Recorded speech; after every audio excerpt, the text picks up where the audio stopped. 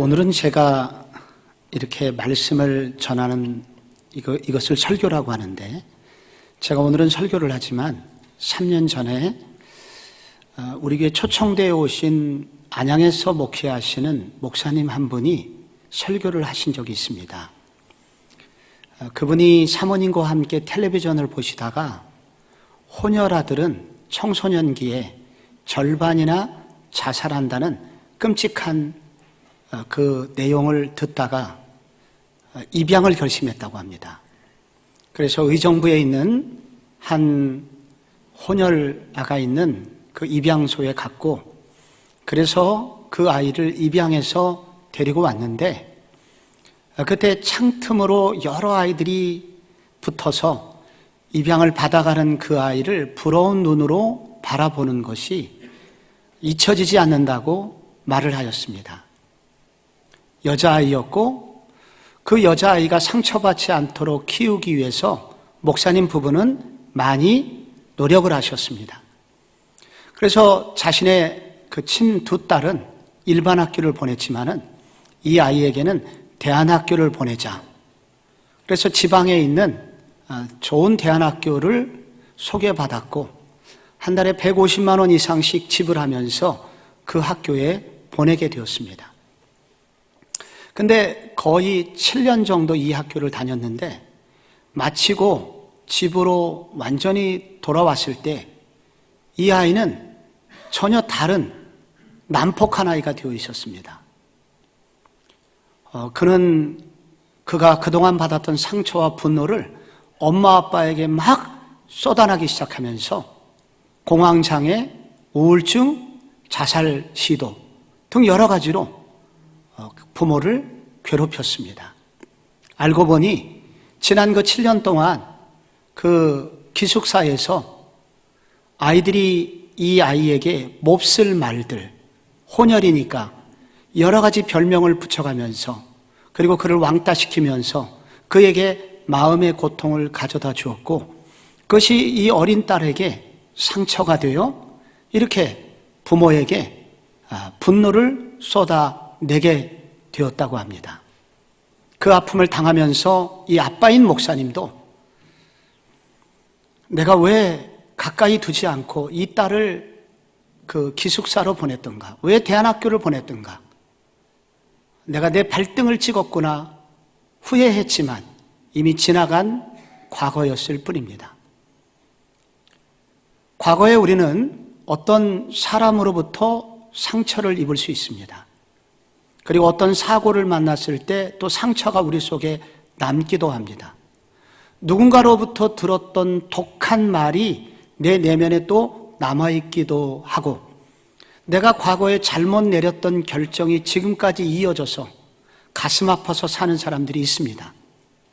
이것을 상처라 하기도 하고, 그렇게 그 상처가 지금도 우리를 괴롭히는 것을 트라우마라고 부르기도 합니다.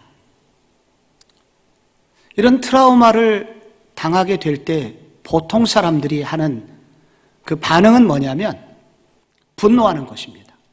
누군가에게 분노를 하고, 그리고 자기를 괴롭히고 어렵게 했던 그 당사자에게 복수를 결심하고 또 실제로 복수를 하기도 하는 것입니다.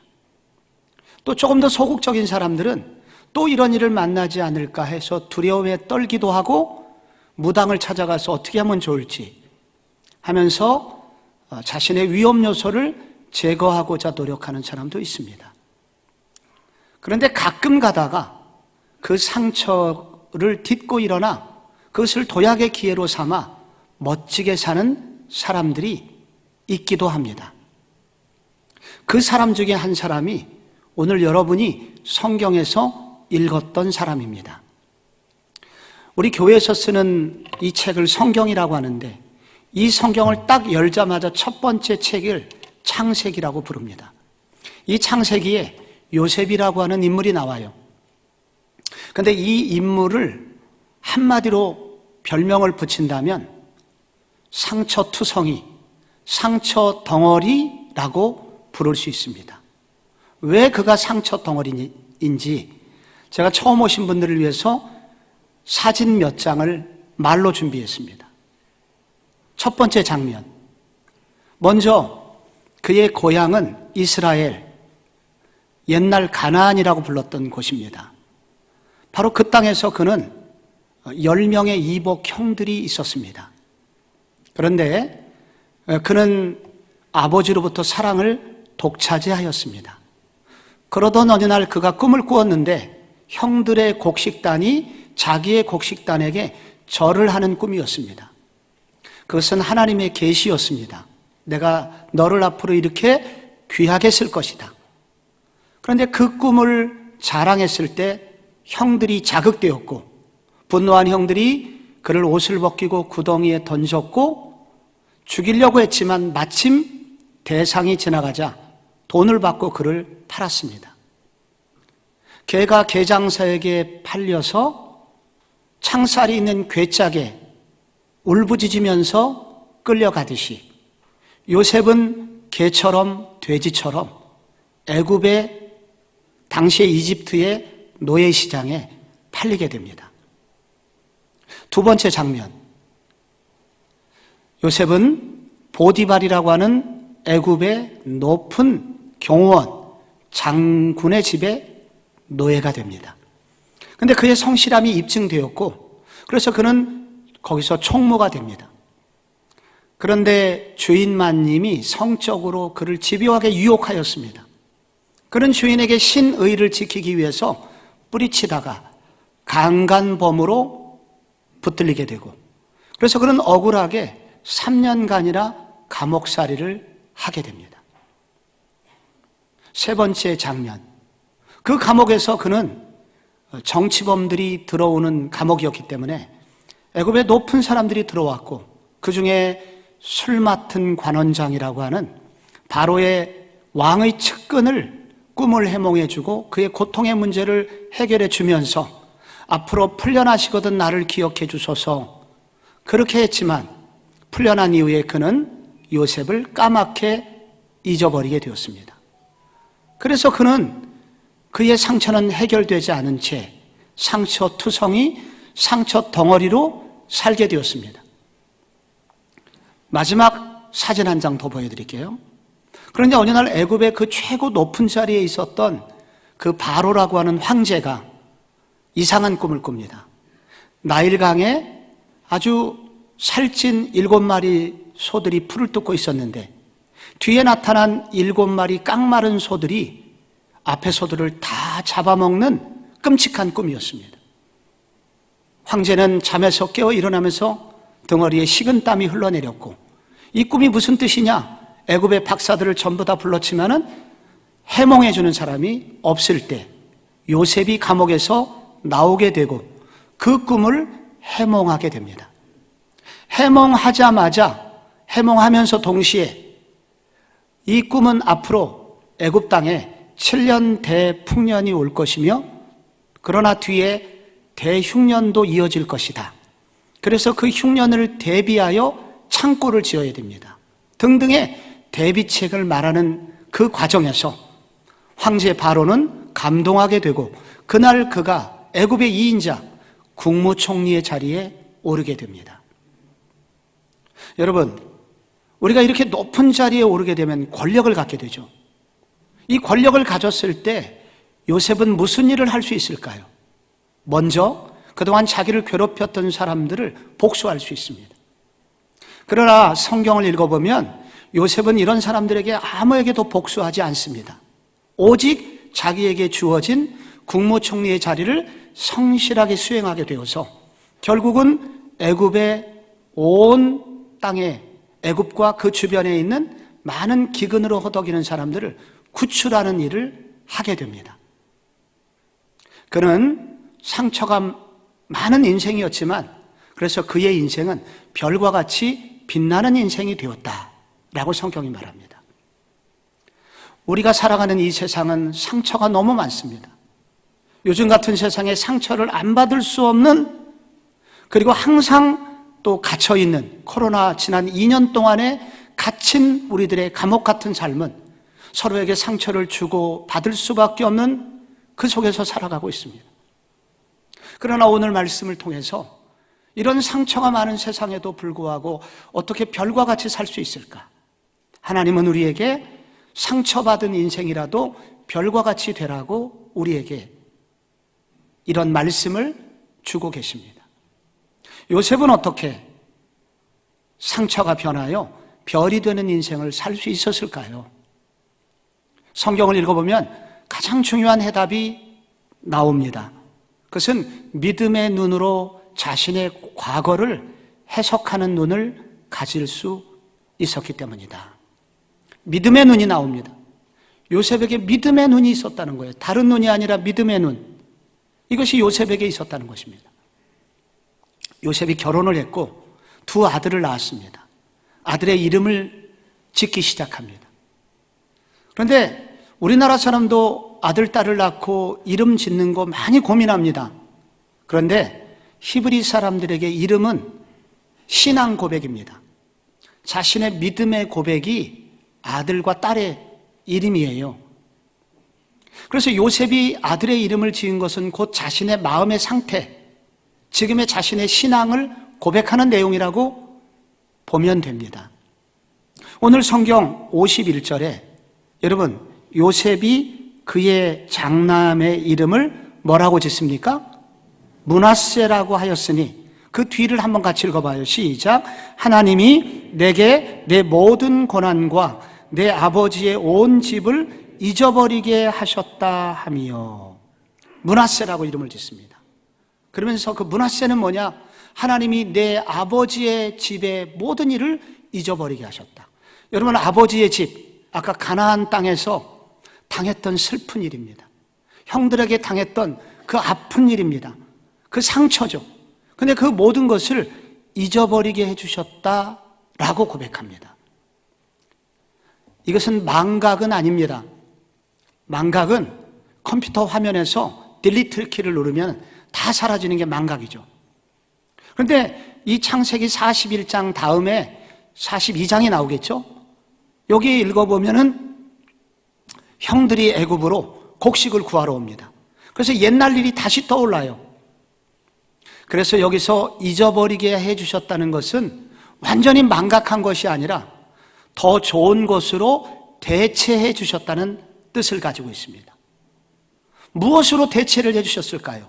바로 그 동일한 사건을 다르게 보는 눈을 그에게 주셨다는 것입니다. 그 사건을 보면서 전혀 다른 생각이 들게 해주셨다는 것입니다. 그래서 옛날에는 그것이 상처였는데 이것은 상처가 아니라 모든 백성을 구원하게 하기 위하여 하나님이 준비하신 축복의 기회였구나, 이렇게 생각을 하도록 하나님이 그에게 생각을 바꿀 수 있는 그런 하나님의 선물이 생각 속에 주어졌다는 것입니다. 이거를 일컬어 믿음의 눈이라고 합니다.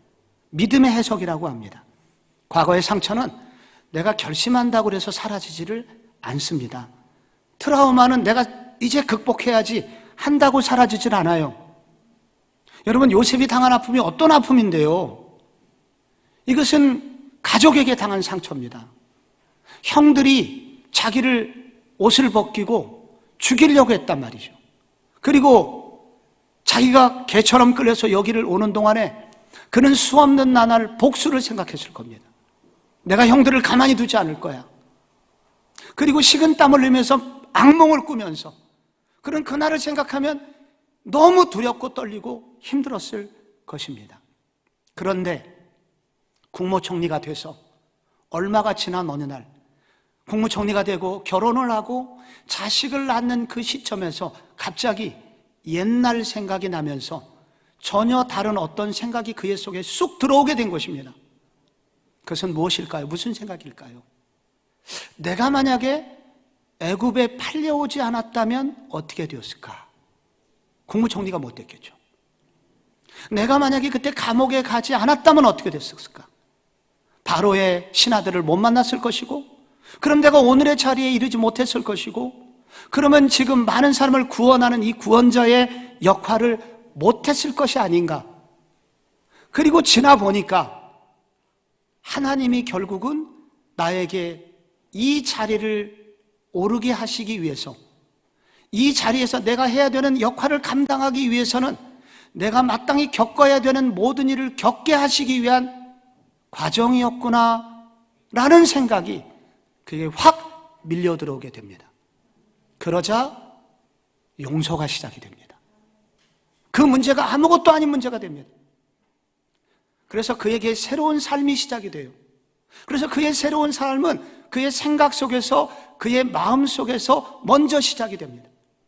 이런 것을 일컬어서 성경은 믿음으로 새로운 생활을 시작한다, 이렇게 말합니다. 믿음의 눈을 뜨고 믿음으로 삶을 시작한다, 이렇게 말합니다. 요셉은 이 믿음의 눈이 생기면서, 믿음의 생각을 하게 되면서 하나님이 내 인생을 새롭게 만드시기 위해서 주신 일이라는 믿음의 관점으로, 하나님의 인도하심의 관점으로 자신의 과거를 해석하게 되자 그는 새로운 삶을, 과거에 붙들리지 않는 삶, 그리고 트라우마로 고통당하지 않는 삶을 그는 살기 시작합니다.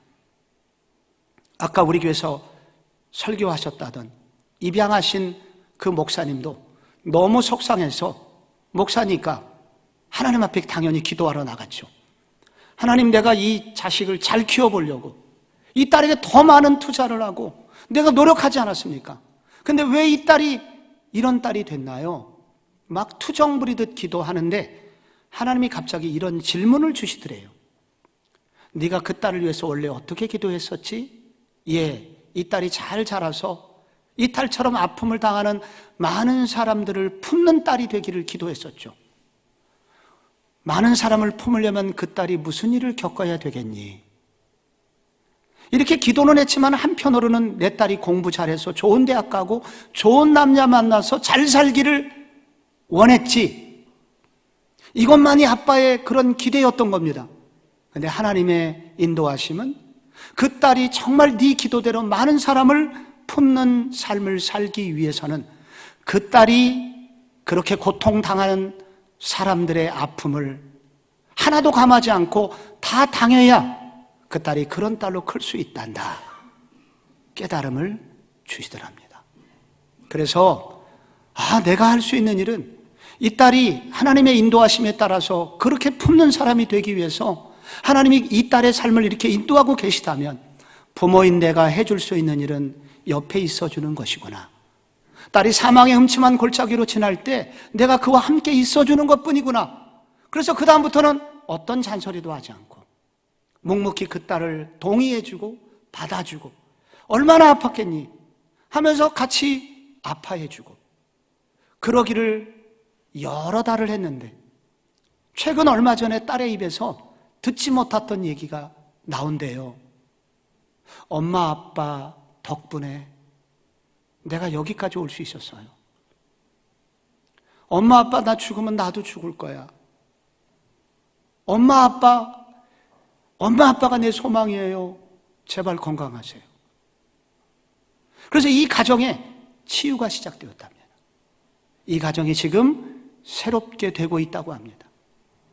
하나님이 주신 새로운 시각, 우리가 겪었던 모든 일은 내가 마땅히 겪었어야 하는 일이기에 겪었다는 이 새로운 시각이 그 가정, 이 믿음의 시각이 그 가정을 바꾸고 있는 것입니다. 둘째로, 여러분, 이 요셉이 어떻게 상처가 변하여 별이 되었을까요? 그것은 눈물이 변하여 축복이 되게 하시는 하나님의 은혜, 눈물이 변하여 열매 맺는 인생이 되게 하시는 하나님의 은혜가 그를 변화시킨 것입니다. 여러분, 둘째 아들의 이름이 나오거든요. 52절에 이것도 한번 같이 읽어주실래요? 시작. 차남의 이름을 에브라임이라 하였으니 하나님이 나를 내가 수고한 땅에서 번성하게 하셨다 함이었더라. 에브라임이라고 둘째 아들 이름입니다. 지었는데 에브라임, 이건 무슨 뜻이냐? 내가 수고한 땅에서 번성하게 해주셨다. 번성하게 해주셨다는 것은 열매를 맺다라는 단어거든요. 그런데 이 열매는 어떤 열매냐면 생각지도 못한 열매입니다. 생각지도 못한 열매를 그가 맺게 되었다는 것입니다. 그런데 이 열매는 어디서 맺게 되었나요? 수고한 땅에서. 여러분, 수고한 땅은 어디를 말할까요? 수고한 땅이라는 것은 고생의 땅을 말합니다. 고난의 땅을 말합니다. 여러분, 요셉은 애굽에 노예로 끌려왔습니다. 그래서 그는 이렇게 기도합니다. 하나님, 제발 제가 이 노예살이에서 벗어나서 고향으로 돌아갈 수 있도록 해주세요. 얼마나 간절히 기도했겠어요. 그런데 하나님은 그의 기도를 들어주셨습니까? 이 기도는 안 들어주셨어요. 그래서 애굽에서, 고난의 땅에서 계속 고난을 받고 있었습니다. 눈물을 많이 흘렸습니다. 억울한 일도 많이 당했습니다. 그런데 놀랍게 바로 그 고난의 땅에서 그가 전혀 생각할 수 없는 그 자리, 애굽의 2인자가 되는 놀라운 자리에 올라가게 됩니다. 그래서 돌이켜보니까 하나님은 내가 수고한 이 땅에서 내가 흘렸던 눈물을 하나도 낭비하지 않으셨구나. 내가 수고하고 고난 속에서 허덕이면서 부르짖었던 기도를 하나도 외면하지 않으셨다가 때가 되었을 때 하나님은 놀라운 열매로 바꾸어 주시는 분이시구나. 놀라운 축복으로 바꾸어 주시는 분이시구나. 이거를 요셉은 지나놓고 보니까 깨닫게 된 겁니다. 그래서 둘째 아들의 이름을 에브라임, 그의 이름을 날마다 불렀겠죠. 에브라임 부르면서 하나님은 고난도 축복으로 바꿔주시는 분이야. 내 눈물을 지금도 잊지 않으시는 분이야. 과거에도 잊지 않으셨다면 지금 내가 당하는 이 눈물도 꼭 기억해 주셨다가 값지게 변화시켜 열매가 되게 하실 거야. 이렇게 오늘을 감사할 수 있는 사람이 되었을 때 과거에 그를 괴롭혔던 악몽들, 아픔들이 어디 갔는지 모르게 사라져버리게 되었다 라고 말을 합니다. 저도 돌이켜보니까 저를 처음 보시는 분들이 여러 분 계실 거예요. 그런데 저도 돌이켜보니까 과거에 가장 제가 아프고 가슴앓이 했던 바로 그 사역지에서 하나님은 가장 내가 풍성한 열매를 맺을 수 있도록 축복해 주셨다는 것을 깨닫게 되었습니다. 이것이 궁금하신 분들은 다음 주에 오시면 됩니다. 앞으로 두고두고 제가 이런 과거를 고백을 할 예정입니다.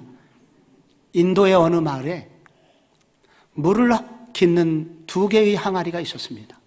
하나는 멀쩡했는데 하나는 금이 간 깨진 항아리였습니다. 어느 날 이 깨진 항아리가 그 주인에게 부끄럽게 말했습니다. 주인님, 죄송해요. 무엇이 죄송하냐? 저는 주인님의 노력을 늘 반밖에 갚아드리지 못해요. 제가 늘 주인님이 노력하지만은 저는 늘 목적지에 오면은 절반밖에 물이 남아있지 않잖아요. 그때 이 주인이 그 깨진 항아리에게 저 뒤를 보아라. 뒤를 보니까 오던 길가에 꽃이 만발하게 너무 이쁘게 피었습니다. 아니, 저 꽃들은 어떻게 피었을까요? 그것은 네 깨어진 사이로 나온 물들이 저 꽃들을 아름답게 피운 것이란다. 나는 물을 길어 오는 동안에 너의 깨어진 항아리가 있는 쪽으로 꽃씨를 뿌려 두었단다.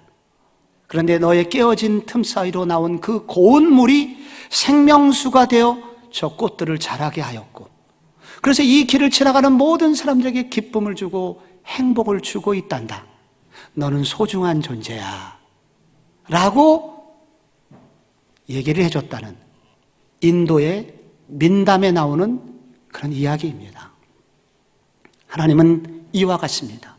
오늘 우리의 삶이 깨어지고 상처가 많고 어렵지만은 능력이 많으시고 모든 것을 알고 계신 하나님의 손에 붙들릴 때 우리가 흘렸던 아픔이나 눈물이나 깨어진 이 모든 것들까지 사용하셔서 반드시 열매를 맺게 하시는 하나님, 에브라임의 하나님, 그 하나님이 우리의 하나님이 되신다고 말씀해주고 있습니다. 그래서 요셉의 인생은 상처가 많았지만 별이 될 수 있었습니다. 마지막으로 한 가지 더요.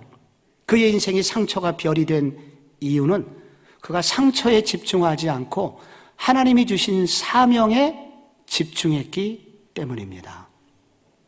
여기 성경 53절부터 읽어보면은 애굽 땅의 7해 풍년이 끝났고 이제 요셉 말대로 7해 흉년이 시작되어서 애굽에도 흉년이 찾아왔고 주변의 북아프리카와 중동아시아 전역에 기근이 찾아왔습니다.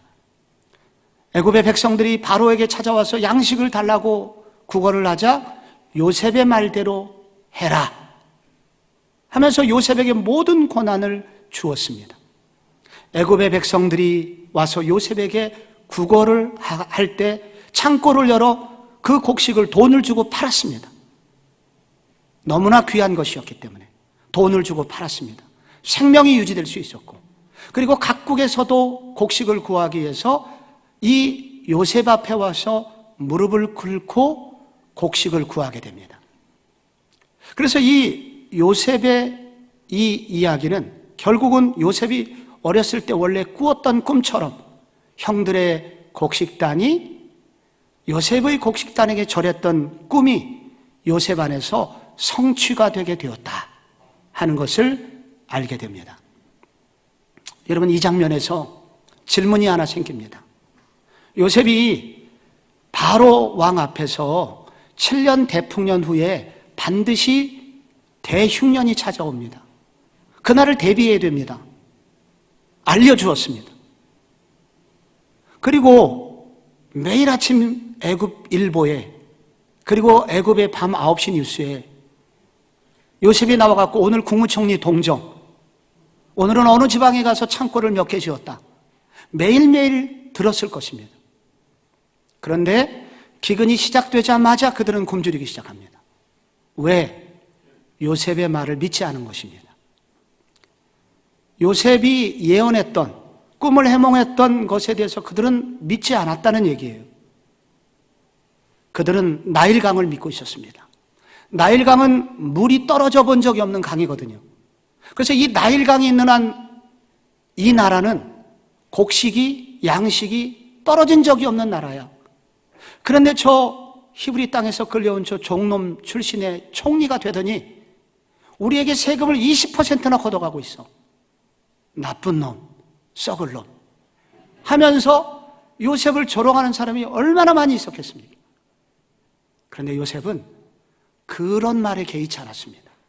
그는 하나님이 주신 말씀에 집중했고 자신의 사명이 무엇인지 집중했습니다. 그래서 온 애굽 전역을 돌아다니면서 누가 뭐라고 하든지 창고 짓는 일, 7년 동안 어떻게 썩지 않는 저장법이 있는지를 연구하고 골몰하였고, 결국 그날이 오자 이렇게 모든 사람 앞에서 높임을 받는 사람이 되었습니다.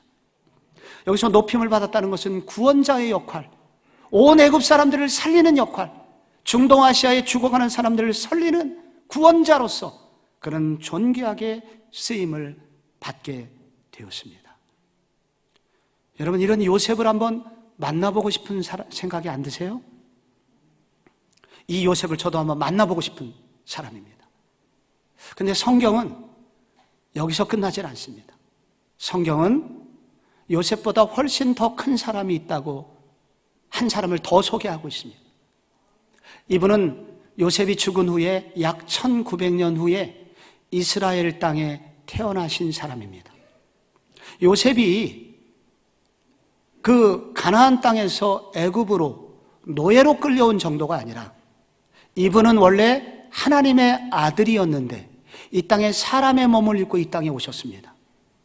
어떤 사람은 비유하기를 인간이 개미가 되는 순간이었다라고 말합니다. 그래서 요셉은 3년 동안 감옥 생활을 했지만은 바로 이 분은 33년 동안 이 땅에서 사셨는데 인간이 개미가 된 육신의 감옥 속에서 33년간을 갇혀 있었습니다. 그나마 마지막 순간에는 그가 그렇게 사랑했던 유다라고 하는 제자가 있었는데 그의 제자에게 배신을 당해서 팔리게 되었고, 팔려서 재판도 제대로 못 받고 그 당시 최고의 극형인 십자가형에 처해지게 되었습니다. 십자가형이란 나무 십자가 위에 사람을 눕히고 그리고 그 손바닥 위에 굵은 대못을 박는 일부터 시작합니다. 그리고 발은 포개어서 그리고 못을 하나 더 치게 됩니다. 그래서 이 굵은 대못이 그의 몸에 3개가 꽂히게 되고 괴성을 질렀겠죠. 그 나무 십자가는 세워지게 되고 거기서 9시간 동안 그 살갗이 찢겨지면서 창자가 뒤틀리고 심장이 터지면서 결국 그는 죽게 됩니다. 그 십자가를 지고 죽어가는 그 순간 밑에 지나가는 사람들이 다 조롱을 했어요. 네가 하나님의 아들이거든 거기서 내려와 봐 하면서 놀리고 조롱하고 침을 뱉었습니다. 그런데 그는 무슨 이유 때문인지 내려오지를 않았습니다. 내려올 만한 능력이 있었는데 내려오질 않았습니다. 마지막 죽기 직전에는 그를 보내신 그의 친아버지 하늘아버지도 그를 외면하여 버려서 그는 결국 거기서 죽고 맙니다. 오늘 교회 처음 오신 분들 퀴즈, 이분의 이름이 무엇일까요? 쉽지 않은 이름입니다. 알려주지 마세요. 이분의 이름은 누구일까요? 예수님입니다. 교회에서 우리가 믿고 있는 예수님입니다. 왜 예수님께서 십자가에서 그런 고통을 당하셨나? 우리는 이해가 잘 안 갑니다. 성경을 읽어보면 2가지 이유가 있습니다. 먼저 큰 이유, 성경책 중에 이사야라는 책이 있는데 여기 읽어보면 이런 구절이 나와요. 그가 찔림은 우리의 허물 때문이요 그가 상처를 그렇게 많이 당한 것은 우리의 죄악 때문이라. 그가 징계를 받음으로 우리가 평화를 누리고 그가 채찍에 맞음으로 우리가 나음을 입었도다. 이 구절은 무슨 뜻이냐면 우리 대신해서 내가 그 자리에서 죽어야 되는데 내가 상처받아야 되는데 바로 예수님이란 분이 대신 우리 대신 그 상처를 받으셨다는 거예요. 원래 우리가 죄짓기 전문가들 아닙니까? 날마다 죄를 짓잖아요. 가장 큰 죄는 하나님을 외면하고 산 죄입니다. 그래서 이 죄를 지은 사람은 벌을 받아야 되고 그 벌의 대가를 일컬어서 저주라고 하는데 바로 예수님의 별명이 죄바지, 저주바지입니다. 내가 형벌을 당해야 되는 그 자리에 내가 저주를 받아야 되는 그 자리를 대신 받으신 분, 그 대신 죽으시기 위해서 그분은 거기서 죽으셨다는 거예요. 도대체 왜 그러셨을까요? 이해할 수 없죠? 그 이유를 2번째 이유가 설명합니다. 요한복음이라는 책에 나와요. 하나님이 세상을 이처럼 사랑하사 독생자를 주셨으니 이는 저를 믿는 자마다 멸망하지 않고 영생에 이르게 하려 합니다. 여기 하나님이 우리를 사랑하셨는데 그의 외아들 독생자를 그 예수를 이 땅에 주셔서 그를 십자가에 우리의 죄값을 대신 받게 하여 결국 우리로 하여금 영원한 생명을 얻게 하려고 그렇게 예수님을 죽이셨다는 거예요. 사랑하사가 나오죠. 거기 사랑하사. 하나님이 사랑 때문에 그렇게 하셨다는 거예요. 그 사랑이 예수를 보냈고 그 사랑이 예수를 십자가에서 죽였다는 거예요. 이틀 전에 이 자리에 그 유명한 김창옥이라는 강연 전문가가 오셨습니다. 그 강연 중에 이런 얘기를 하더라고요. 딸이 사고를 당해서 병원에 실려갔다는 얘기를 강연 끝나고 핸드폰 켜보니까 전화가 수십 통이 와 있더래요. 그 병원으로 달려가면서 그도 이렇게 기도를 했다고 그래요. 하나님이 만약에 들어만 주신다면 나를 죽이시고 대신 내 딸을 살려달라고 해야지 이렇게 기도를 하고 있었대요. 여러분, 자식이 이런 어려움을 당할 때 모든 부모가 하는 기도가 그겁니다. 나는 죽어도 좋은데 내 자식은 안 돼요. 그래서 하나님이 외아들을 이 세상에 보내주셨다는 것은 사랑의 끝판왕이라는 거예요. 사랑의 절정이라는 거예요. 더 이상의 사랑이 없다는 거예요. 하나님이 외아들을 이 땅에 보내주신 것은 우리를 그렇게 사랑하기 때문에 우리 모두 그대로 버려지는 인생이 되어서는 안 되기에, 상처받고 끝내는 인생이 되면 안 되기에 하나님은 사랑하셔서 예수를 이 땅에 보내주셨다는 것입니다. 하나님은 예수를 돌아가시게 했을 뿐만 아니라 3일 후에 그분을 다시 살려주십니다. 그걸 부활이라고 그래요. 그래서 그 예수가 새로운 이제 몸을 입고 이 땅에 사시게, 이 땅과 온 우주를 다스리시는 분이 되셨는데, 매우 신기한 건 뭐냐면 그분이 새로운 몸을 입고 부활하셨을 때에도 그분의 오른손, 왼손의 대못은, 상처는 그대로 가지고 계셨어요. 그리고 그분이 창에 허리가 찔렸던 그 자리도 그대로 가지고 계셨어요. 왜 그러셨을까요? 하나님께서 고쳐주시려면 다 고쳐주시면 될 텐데 그 상처는 남겨주셨습니다. 왜 그런지 아십니까? 우리한테 사랑의 증거를 보여주시려고. 내가 너희들을 위해서 이렇게 상처받았으니, 내가 너희를 대신해서 상처받았으니 너희는 상처를 받지 말고, 상처 때문에 괴로워하지 말고 새로운 삶을 살아라. 그거를 알려주시려고 그분은 여전히 상처를 남겨두셨습니다. 네 상처를 나한테 좀 맡기고 너는 새로운 인생을 살아라. 과거에 얽매이지 말고, 과거에 당했던 아픔이나 잘못된 결정 나한테 맡기고 너는 새로운 삶을 살아라. 그래서 이 하나님의, 예수님의 상처를 보고 믿은 많은 사람들이 새로운 삶을 살기 시작합니다. 그 사람 중에 한 사람이 아까 간증이라는 것을 하셨던 분이고, 여기 앉아있는 많은 분들이 그런 삶을 사셨던 것입니다.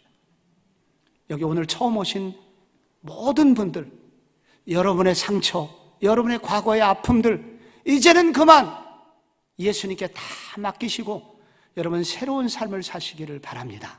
그때 여러분의 상처는 스카라고 그러죠. 영어로 상처가, 이 스카가 변하여 스타가 되게 하신다. 별처럼 빛나는 삶을 살게 해주신다고 약속하고 계십니다. 여러분 한번 그 예수님을 믿어보시지 않겠습니까? 어떻게 믿을 수 있어요, 목사님? 그것은 매우 간단합니다. 지금도 살아계셔서 우리의 모든 모습을 그분이 알고 계시기에 여러분이 간절한 기도를 진정으로 드리면 그때 영이신 예수님께서 새로운 몸을 입으신 그분이 여러분의 내면 속으로 들어가시게 됩니다. 저는 이렇게 교회를 오신 분들 그 예수님을 모실 수 있도록 제가 전문가로서 그분이 여러분 속에 들어갈 수 있도록 짧은 기도를 제가 늘 해드리곤 하는데, 그 기도의 내용은 매우 간단해요. 주님, 저도 요셉처럼 상처가 많은 사람입니다. 내 힘으로는 해결할 수 없습니다. 우리 가정도 상처가 많습니다. 근데 예수님, 제발 저도 요셉처럼 상처가 변하여 별이 되는 인생이 되게 해주세요. 저 좀 도와주세요. 이렇게 함께 기도할 때 예수님께서 우리 속에 들어오셔서 우리를 새롭게 만드시기 시작하실 것입니다. 여러분 가운데 목사님 저도 좀 그런 기도를 좀 해주시면 좋겠어요. 저도 그 예수를 좀 믿고 싶어요. 그러신 분 계시면 한번 조용히 한번 오른손을 들어서 가슴에 한번 얹어보시겠어요? 네, 고맙습니다. 네. 아니 목사님, 내가 오늘 처음 왔는데 한 번에 오른손을 이렇게 들어서 가슴에 얹으면 저 자존심도 있고 그런데 근데 몇 분은 좀 기다려달라고 그런 분도 계신 것 같아요. 그리고 제가 한 번 들어갔고 이걸 어떻게 알아요? 그 예수 믿었다가 잘못되면 어떻게 되려고? 자동차 부품이 2만 개라고 합니다. 우리가 2만 개 부품 내용 다 알아서 그 차 타는 게 아니고, 아버지가 어느 날 자동차를 뽑아 오셨어요. 아빠가 야 타라. 타면 목적지까지 가는 거예요. 다 몰라도 지금까지 보여주신 것만 보고도 그분을 믿고자 할 때 하나님은 우리를 영원한 세상으로, 새로운 생명뿐만 아니라 영원한 세상으로, 천국으로, 천국 갈 때까지 우리를 지켜주신다는 것입니다. 그 예수님을 여러분 한번 믿는 아침이 되시기 바랍니다. 우리 다 같이 조용히 한번 눈을 한번 감아보겠습니다. 눈을 감고, 여러분 이렇게 한번 예수님을 한번 믿기를 원하십니까? 그렇게 제가 물을 때 저도 한번 기도해 주세요. 그럼 계시면 오른손을 들어서 한번 가슴에 얹어 보시겠어요? 네. 또 다른 분. 예, 또요. 조금 더 기다리겠습니다. 한번 가슴에 손을 얹어 보세요. 오른손에. 예, 예수님 이 가슴으로 좀 한번 예, 고맙습니다. 또 계십니까? 네, 고맙습니다. 고맙습니다. 예, 고맙습니다. 정말 제 인생도 좀 받아주세요. 제 인생도 좀 치료해 주세요. 우리 가정도 좀, 자녀도 좀 치료해 주세요. 그런 게 있으면 오른손을 한번 들어서 한번 얹으시기 바랍니다. 네, 고맙습니다. 네, 제가 이제 기도를 할 때 우리 온 교우들도 옆에 계신 분을 도와주시기 위해서 한번 기도를 따라해 주시면 고맙겠습니다. 예수님, 저도 요셉처럼 아픔이 많이 있습니다. 잘못된 결정으로 실패도 있었습니다. 그것이 저를 어렵게 합니다. 예수님, 저를 받아주세요. 예수님, 제 속에 들어와 주세요. 그 사랑으로 저를 새롭게 하여 주세요. 저의 아픔도 받아주세요. 상처가 별이 된 요셉처럼 저도 그렇게 사용하여 주세요. 예수님의 이름으로 기도합니다. 아멘.